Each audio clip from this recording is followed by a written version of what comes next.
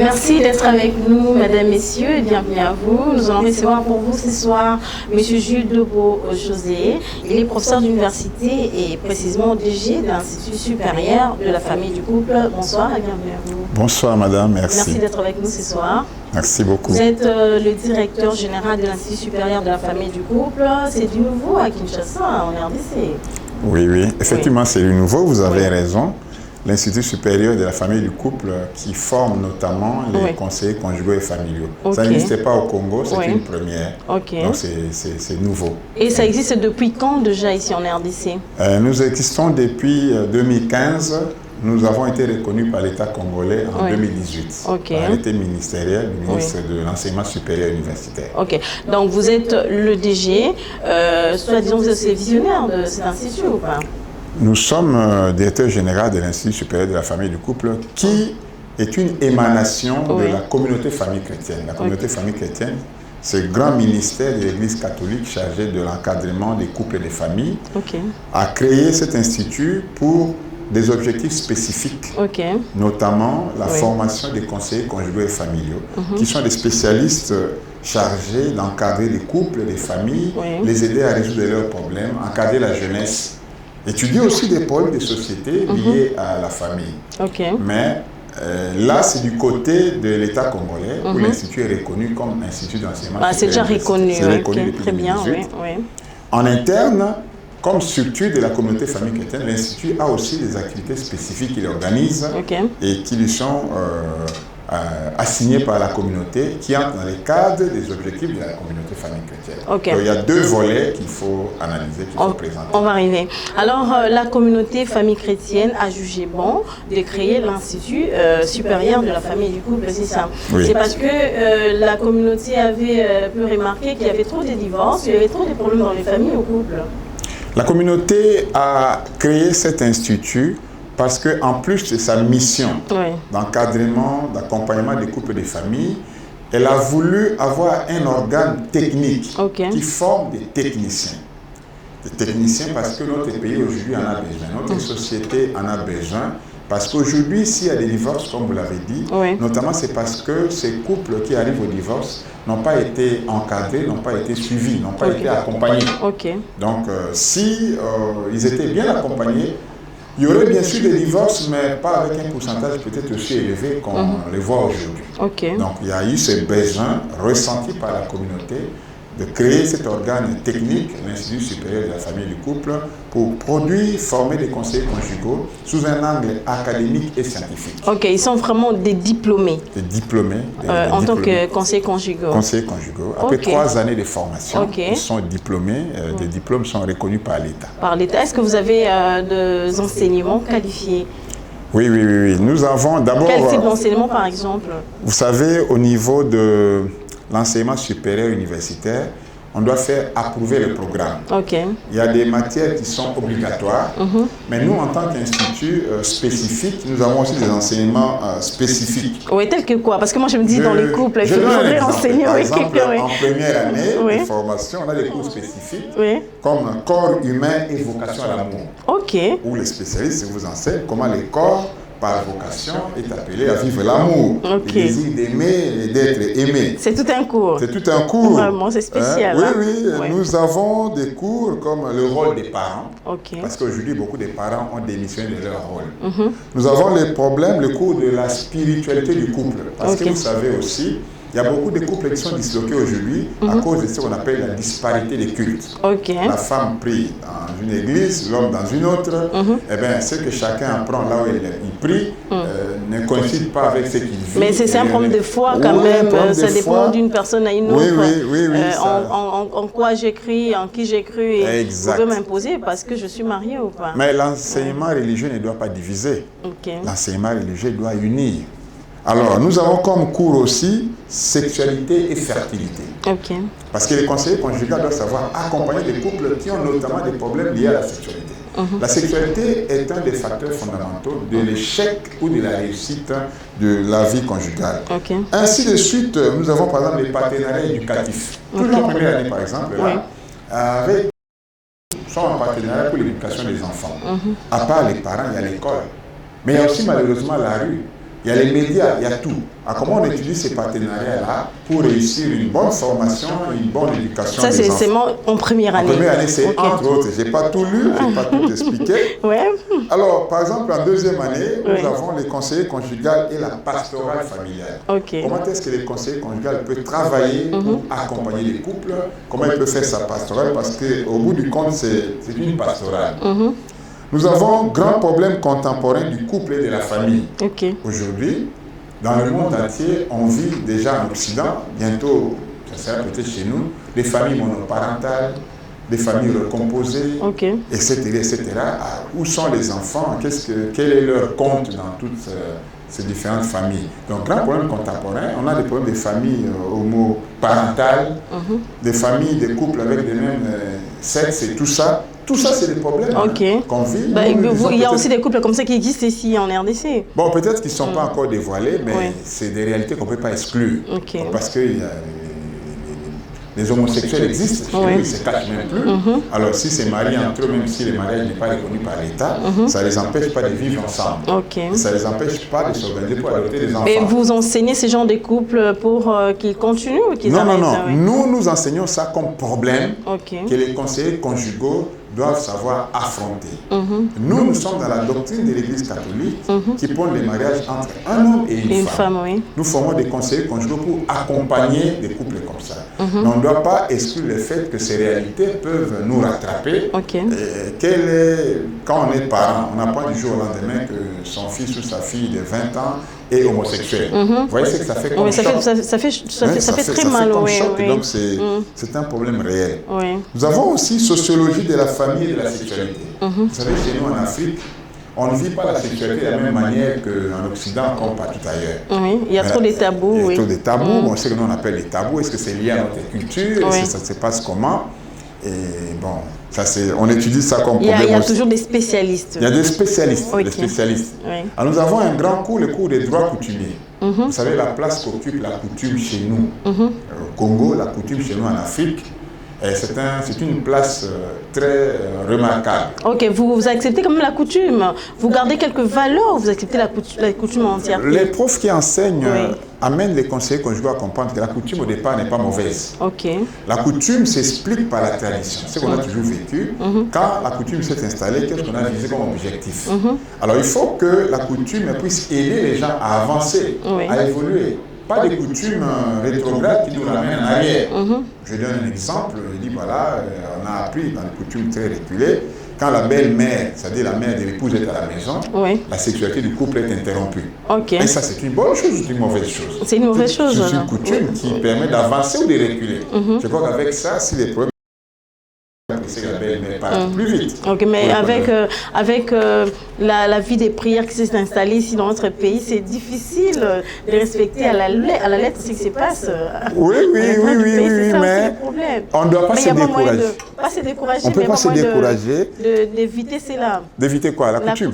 Non, on ne peut pas éviter la coutume. Quelqu'un qui n'a pas de référence coutumière, c'est une personne qui est perdue. Parce que la coutume, c'est lié aussi à la culture. On a des références culturelles, on sait ce qu'on vit, on sait d'où on vient, etc.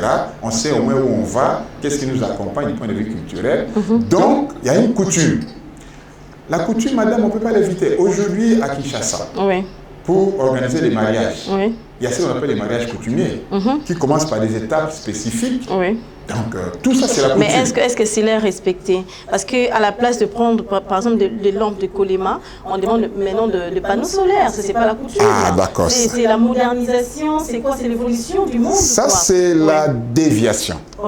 La déviation. Parce que le droit congolais de la famille, qui est aussi une des matières enseignées à l'Institut supérieur de la famille du couple, le droit congolais de la famille, disais-je, a prévu à adopter les coutumes, a laissé un grand espace aux coutumes, spécialement celles qui concernent le domaine du mariage.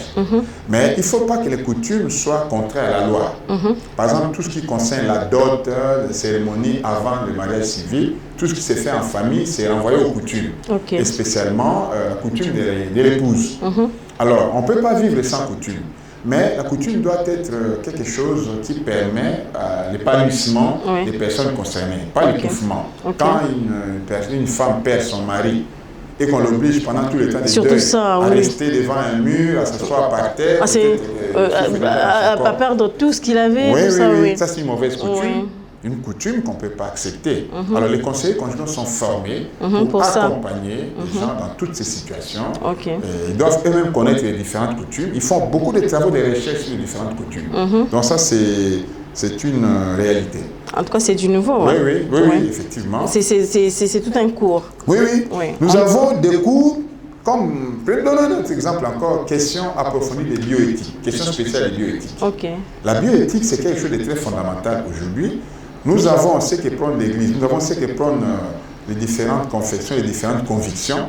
Alors, comment est-ce que le conseiller conjugal peut se comporter dans sa manière d'accompagner les couples par rapport à cette réalité? Vous savez, c'est des questions qui restent valables. Un couple qui dit, par exemple, à un conseiller conjugal, écoutez, nous n'arrivons pas à espacer les naissances. Qu'est-ce qu'on doit faire? La santé de la maman est mise en danger. C'est aussi le travail de conseiller. Conseiller conjugal, comment les accompagner? Parce que cette femme n'a jamais peut-être appris comment faire concrètement. On lui a seulement dit, voilà, espacer les naissances, méthode d'abstinence et tout ça. Mais par rapport à ce que nous offre la science, par rapport à ce que demande l'Église, par rapport à la réalité sur le terrain, tout un ensemble d'éléments mis ensemble que le conseil conjugal doit connaître pour accompagner. Son travail, c'est d'accompagner. D'accompagner les couples, d'accompagner les familles, d'accompagner les jeunes pour les aider à résoudre leurs problèmes. Il n'est pas un spécialiste tout fait. Il peut les orienter aussi vers d'autres spécialistes. Mais la formation qui est transversale sur toutes les 3 années, c'est la formation en psychologie. Parce que le conseiller conjugal familial est d'abord un psychologue. Bien formé. Donc c'est obligatoire. Oui, les cours de psychologie se trouvent dans toutes les promotions. Donnés par des spécialistes. On est d'abord psychologue. Parce que quelqu'un peut venir présenter un problème, mais il ne dit pas tout. Il y a des gens qui présentent des problèmes à partir de leurs conséquences. Le conseil conjugal doit connaître la cause, doit savoir parler, doit avoir un langage qui rapproche, un langage qui met en confiance, etc. C'est ainsi qu'on parle de l'éthique et de la déontologie, un autre cours, éthique et déontologie des conseillers conjugaux et familiaux. C'est un grand travail. Un grand travail. En dernière année, à part le travail de fin de cycle, à part les stages et tout ça, nous avons aussi des problèmes de cours spécifiques. Comme couple, problème de communication. Vous savez, la communication dans les couples, c'est quelque chose de très fondamental. Quand on ne communique plus, eh bien, on est en train de creuser un fossé. La communication permet de se rapprocher. Mais il faut toujours communiquer. Il faut communiquer. Comment communiquer? Oui. Parce que la communication amène au dialogue et le dialogue amène à résoudre les problèmes, à dissiper les malentendus, à reprendre la vie commune, à se faire confiance et à aller de l'avant. Alors, il y a des séminaires spécifiques par rapport aux questions réelles, comme femme, famille et développement. Le rôle de la femme aujourd'hui. Le rôle de la femme a changé. Le rôle de la femme a évolué. Ce n'est plus l'épouse qu'on a connue à l'époque, qui mangeait à la cuisine, qui faisait les travaux des champs et tout ça. Ça, au moins, la coutume n'intervient pas dans ça. Non, la coutume doit aller en symbiose. En symbiose. La coutume ne vient pas étouffer la femme. Alors, le rôle de la femme a évolué. Nous avons des femmes grandes responsables dans la société. Mais si vous avez une femme qui est responsable dans la société, qu'est-ce que vous allez faire? Et elle, est-ce qu'elle doit aussi renoncer à son rôle de femme? Non. Mettre tout ensemble, la femme travaille pour le développement, femme, famille et développement. Et dans ces cas, il y a des enseignements pour ça, il faut que la femme prenne quoi, fasse quoi. Oui, effectivement. Quel regard sur la femme aujourd'hui? Il y a les cours de famille et problèmes de survie. Aujourd'hui au Congo, à Kinshasa spécialement, les problèmes de survie est un problème réel. La survie, c'est-à-dire il faut tenir, il faut se débrouiller parce que nous ne voilons pas la face. Que ce soit l'homme ou la femme, en tout cas, nous contribuons tous aux besoins du ménage. Le problème réel est que les salaires, encore qui sont payés, ne permettent pas de couvrir les 2 bouts du mois. Alors il faut survivre. Les Congolais vivent au-delà de la réalité. Alors, quelle est la place de la famille face à ces exigences de survie?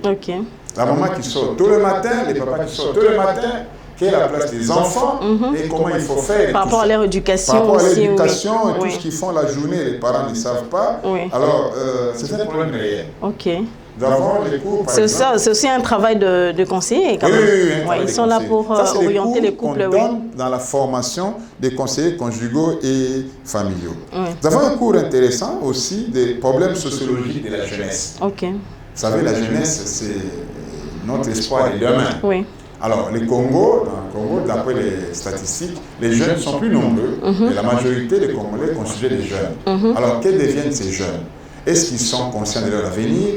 Est-ce qu'ils espèrent l'avenir? Pourquoi la plupart d'entre eux sont en train de migrer, d'aller à l'étranger? Ils espèrent avoir une vie meilleure. Encore que cette vie meilleure, ils ne l'ont pas.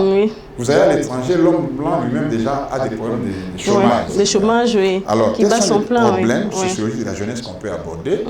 J'ai aimé il y a quelques années, l'ancien président des États-Unis, Barack Obama, avait organisé, je crois, une rencontre mondiale des jeunes là, pour parler de l'entrepreneuriat.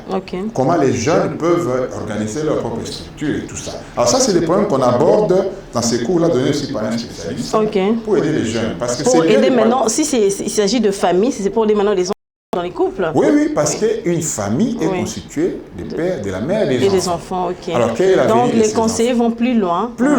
On ne se limite pas au couple. On voit les familles, parce qu'on parle des conseillers conjugal et familial. Conjugal, c'est par rapport au couple. Familial, c'est par rapport à la famille. Et par rapport aussi aux études des questions de la société. Les conseillers conjugaux étudient aussi les questions qui se posent en société. Aujourd'hui, par exemple, la question de la dot. Quand on veut vraiment techniquement étudier la question de la dot, on devait associer les spécialistes. Comme la proposition de la Lomba, où on devait par exemple, vous associer, parce que c'est votre domaine vraiment. Tout en respectant cette proposition, je me dis, est-ce qu'en amont, on a abordé les spécialistes? La question de la dot se pose par rapport à une réalité concrète. Je me dis, par exemple, ça n'engage que moi-même. Si vous êtes de la famille du côté de l'épouse, on se rend compte qu'il y a beaucoup de dépenses qu'il faut engager. Quand le prétendant vient se présenter, il y a des dépenses à engager parce qu'il faut le recevoir. Il faut recevoir la belle famille, il faut acheter. Après, il va venir avec sa famille pour ce qu'on appelle la prédote. Il y a des dépenses à faire, mais ce qu'eux apportent là, signe de prédote, c'est rien par rapport à ce qu'on engage comme dépenses. Après, on se met d'accord sur la dot. Il doit venir verser la dot. Il y a des dépenses à engager. Après, il faut le recevoir dans une très grande fête de mariage coutumier. Aujourd'hui, il faut louer des salles partout, etc. Au bout du compte, à tort ou à raison, on se rend compte que vous avez beaucoup dépensé. De la femme a beaucoup dépensé, Voilà des questions spécifiques. Il faut consulter les spécialistes. Étudier avant de proposer les montants de la dot, avant de trancher. Donc, il faut voir toutes ces réalités. Par rapport à ce que vous avez dit au début que j'ai admiré là, la constitution de la dot a évolué. À l'époque, on demandait des choses liées à la couture. Aujourd'hui, non. On demande un groupe électrogène, on demande un frigo, on demande des chaînettes en or. Des catch, voiture catch, en tout cas. Je veux voir la clé des contacts sur ma table. Tout ça, c'est coûteux. Alors, conséquence, madame, dans la société, l'âge de mariage pour les jeunes est en train de reculer. Si hier, les jeunes se mariaient à l'âge de 24, 25, 26 ans. Maintenant, c'est même à 40 ans, 50 ans. Il y a des grands célibataires.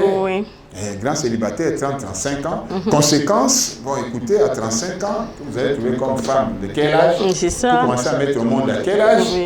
Ça pose des problèmes de société. Alors, nous formons des conseillers conjugaux qui doivent aussi, comme je l'ai dit, étudier ces problèmes, étudier ces phénomènes, pour faire des propositions concrètes à l'État. L'État qui doit prendre ces éléments. Mais est-ce que vous avez déjà essayé de faire, par exemple, un mémo pour déposer à l'Assemblée nationale, tout ça pour qu'on vous consulte quand même, parce que c'est votre domaine? Oui, à part les travaux qui sont faits aujourd'hui par les étudiants, et il y a des projets de formation, des séminaires, des journées de famille, des journées de réflexion pour tirer conséquences et des orientations spécifiques par rapport aux questions des sociétés qui se posent. Mais en interne, un conseiller conjugal qui est formé est autorisé à s'installer avec une adresse connue, avec des autorisations requises au niveau de l'État pour recevoir les couples. En Europe, à l'étranger, ça s'est fait. Pour nous, comme vous avez dit, c'est une première. C'est une première. Et merci à votre télévision de nous donner l'occasion de parler de cela. Merci vraiment. Et je vous souhaite une très bonne chance. Merci. Pour que les gens comprennent qu'il y a cette réalité-là et qu'on peut éviter les divorces. On peut éviter des malentendus. Un couple peut disloquer parce que justement... Pour un petit problème de rien du tout. Une saute d'humeur et tout ça. Alors qu'on aurait pu s'asseoir, on aurait pu parler. Et en cas de malentendu, on peut se faire accompagner. Il y a des problèmes comme ça. C'est bon. Quand vous avez une femme et un mari très malade, alors quelle devient la vie du couple et tout ça? On peut se faire accompagner. Nous avons par exemple là un cours famille et problèmes de santé. Voilà. problème de santé, c'est un problème réel dans la famille. Oui. On peut tomber malade, et tout ça, comment on se comporte. Okay. Voilà, un peu de tout. Autant de cours comme ça, mais est-ce qu'il y a des professeurs qualifiés, Papa Jules? Des professeurs qualifiés vraiment dans ces domaines-là. L'Institut est béni, même si on a des problèmes de financement, des problèmes de partenariat qu'on est en train de chercher. Nous avons beaucoup de spécialistes qui viennent nous enseigner et nous avons des professeurs d'université, des spécialistes. Et nous avons à ce jour 16 professeurs docteurs à thèse qui enseignent à l'Institut. Très bien. Au-delà d'autres spécialistes qui apportent leur expérience. Nous avons des magistrats qui se sont occupés des tribunaux pour enfants. Nous avons des spécialistes dans tous les domaines. Nous avons des psychologues, nous avons des prêtres, tout ça qui enseignent là-bas. Chacun apporte son expertise pour permettre à l'Institut de faire un travail de qualité. Alors, en vous entendant parler, il y a une question qui m'est venue à l'esprit. Est-ce qu'il y a une différence entre conseiller conjugal ou conjugaux et le parrain? Très bien, merci pour la question. Le parrain peut aussi être un conseiller conjugal formé. Mais le parrain, c'est lui. Parrain, c'est un terme au niveau de l'Église pour les sacrements, mais au niveau de l'Église catholique, on parle de témoins. Mais nous parlons des parrains pour mettre cet accent paternel du couple sur le nouveau couple qui vient de se constituer.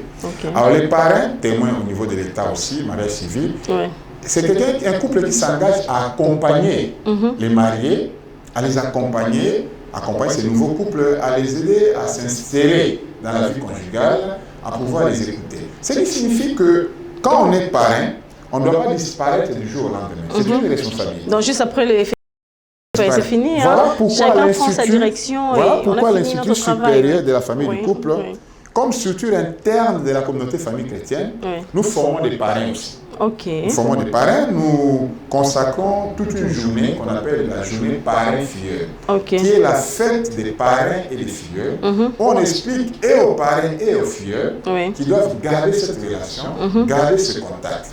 Alors, on aborde un thème lié aux relations entre les parrains et filleuls pour aider les parrains. Mais c'est très important parce que les gens confondent le parrainage et les sponsoring, c'est ça aussi. Malheureusement. Il faut choisir un parrain qui est friqué, qui a beaucoup d'argent, qui a une Jeep, belle Jeep comme vous, là, et là, directement, est-ce que papa, je veux être mon parrain? Et pourquoi? Parce que c'est que vous allez sponsoriser les mariages. Mais là, il n'y a pas de conseils, il n'y a pas de on rate l'objectif. On rate l'objectif parce que le parrain peut bien être friqué, vous donner tout ce que vous avez, tout ce que vous voulez, mais cela ne signifie pas qu'il va bien vous accompagner. Il vous donne tout ce dont vous avez besoin, mais cela ne vous épargne pas des problèmes conjugaux.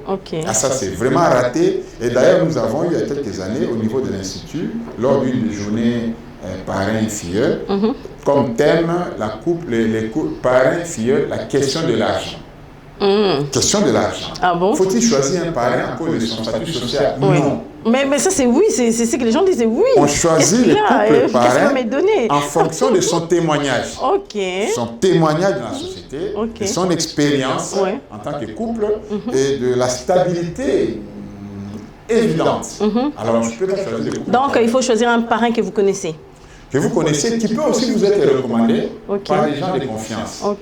Mais au départ, et c'est ce que prêche l'Institut, au départ, avant d'accepter les parrainages, comme le berger de la communauté famille chrétienne a écrit sur plusieurs ouvrages, les couples parrains et les couples filleuls doivent s'asseoir, parler, se comprendre, se connaître, et puis tracer la ligne à suivre dans ces parrainages. C'est un partenariat.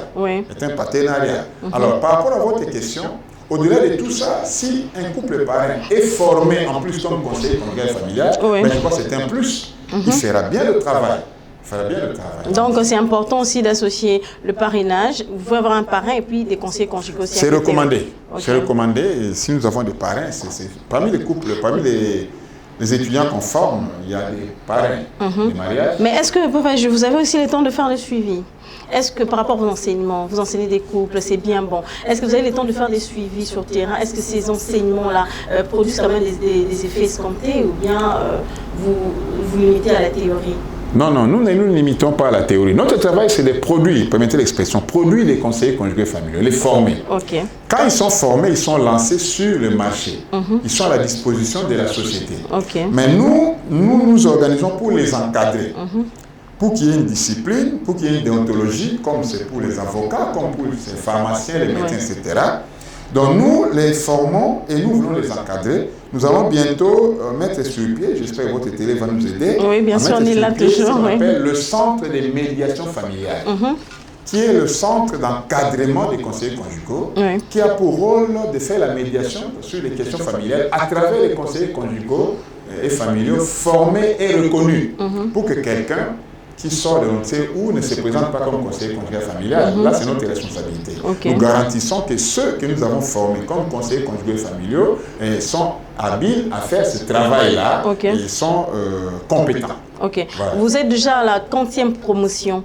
Nous sommes en train de clôturer l'année pour la 4e promotion. 4e promotion déjà, oui. Mais il y a plusieurs conseillers déjà sur terrain. Oui, nous en avons déjà lancé une trentaine. Une trentaine que nous encadrons et qui travaillent dans le domaine d'encadrement là et tout ça. Mais nous sommes en train d'organiser ces structures, les centres de médiation familiale, pour essayer de leur servir des références. De telle sorte que quand on reçoit des demandes des parents, des demandes des familles, des demandes des jeunes, on les oriente. Et voilà, nous avons des conseillers conjugaux à telle adresse, nous avons tel studio, nous avons telle orientation, etc. Comme ça, c'est un peu organisé. On commence là comme par un petit cercle. Mais nous allons évoluer et le cercle va grandir. Les cercles, c'est seulement pour la vie de Kinshasa ou bien vous êtes aussi dans des provinces? On ne peut pas pour le moment être partout à la fois, même si tel pourrait être l'objectif, tel pourrait être le rêve. Mais nous sommes encore à Kinshasa et nous voulons d'abord nous implanter à Kinshasa. Nous sommes sur la 11e rue, Petit Boulevard, côté industriel, 2e parcelle à gauche, dans l'enceinte de l'Institut supérieur catholique de Kinshasa. Nous sommes là-bas, pour ceux qui veulent nous rencontrer, nous sommes là-bas. Il y a quand même des difficultés que vous rencontrez, parce que vous êtes aussi professeur. Vous enseignez aussi, non? Oui, je suis professeur d'université. Il y a des difficultés que vous rencontrez sur terrain.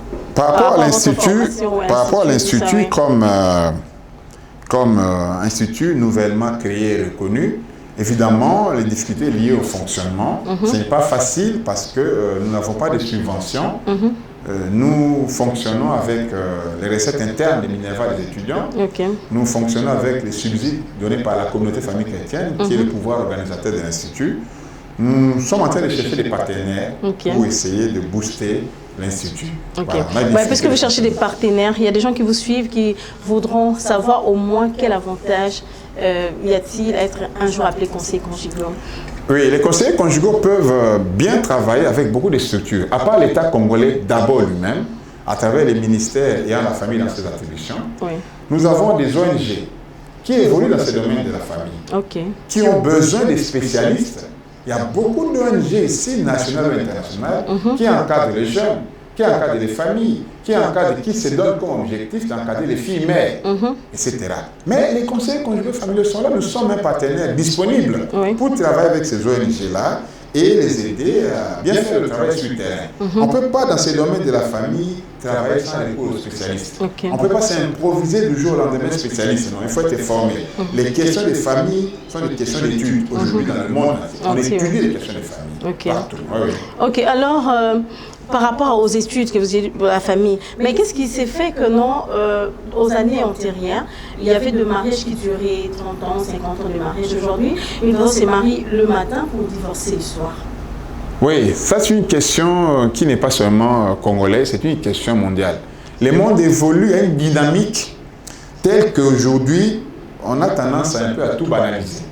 Je crois que les jeunes aujourd'hui, on doit bien les préparer au mariage. C'est une question de préparation. Quand vous parlez de la préparation, il faut faire quoi? Une préparation en amont, que voilà, quand on veut se marier, on doit savoir ce qu'on veut. On ne se marie pas parce que c'est un style. Au niveau de la société, il faut se marier, il faut avoir des enfants. On se marie parce qu'au départ, il y a l'amour. Et bien sûr, l'amour, il faut savoir supporter, il faut savoir s'aimer, et l'amour qui doit durer. Et la loi et l'Église parlent dans le même contexte. On se marie pour toute la vie. Là, la loi, l'État et l'Église se rencontrent. Alors moi, je pense qu'il y a un problème sérieux au niveau de la société, pas seulement congolaise, pas seulement quinoise, mais un peu en général. Et les divorces sont parfois... Les divorces, c'est des accidents, mais qui deviennent un peu... mais Dieu contre les divorces, sauf en cas d'adultère, c'est ça le problème. Oui, là, c'est au Est-ce que les gens peuvent comprendre Au niveau de l'Église, évidemment, les mariages, c'est un... Moi, je parle de l'Église catholique, dont je relève.